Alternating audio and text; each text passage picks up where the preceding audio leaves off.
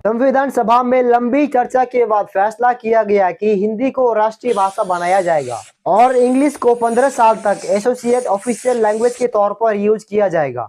जैसे ही ये बात लोगों तक पहुंची, साउथ इंडियन स्टेट्स में प्रोटेस्ट शुरू हो गई, क्योंकि उन्हें लगता था कि हिंदी बोलने वाले लोगों की पॉपुलेशन बढ़ जाएगी और उनकी अपनी भाषा तमिल, तेलुगु, कन्नड़, मलयालम दब जाएगी। 1950 की शुरुआत में तमिलनाडु यानी कि तब का मद्रास स्टेट में हिंदी के अगेंस्ट खूब प्रोटेस्ट हुआ और जब 1937 में मद्रास के प्रेसिडेंसी में हिंदी को स्कूल कंपलसरी बनाया गया था, तब भी वहाँ के तमिल लोगों ने जम के प्रोटेस्ट किया। आज मैं आपको साउथ के एक ऐसे महान व्यक्ति से मिलाऊंगा जिनका मानना है Hindi is no more national language.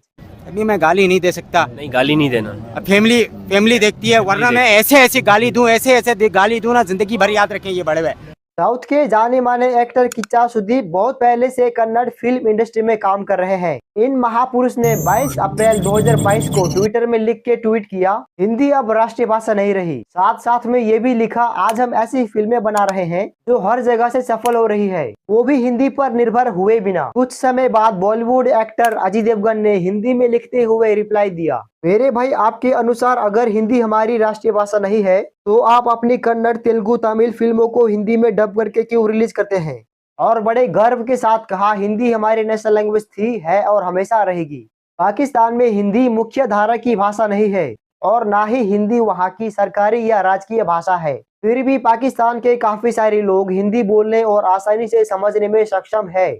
और वही जब आप इंडिया में साउथ के लोगों से कुछ हिंदी में कहते हैं तो वो कहते हैं हिंदी नहीं रे। शायद आपको निर्मला सीतारमण का ये क्लिप याद होगा जहाँ पे निर्मला सीतारमण हिंदी का मजाक उड़ाती है।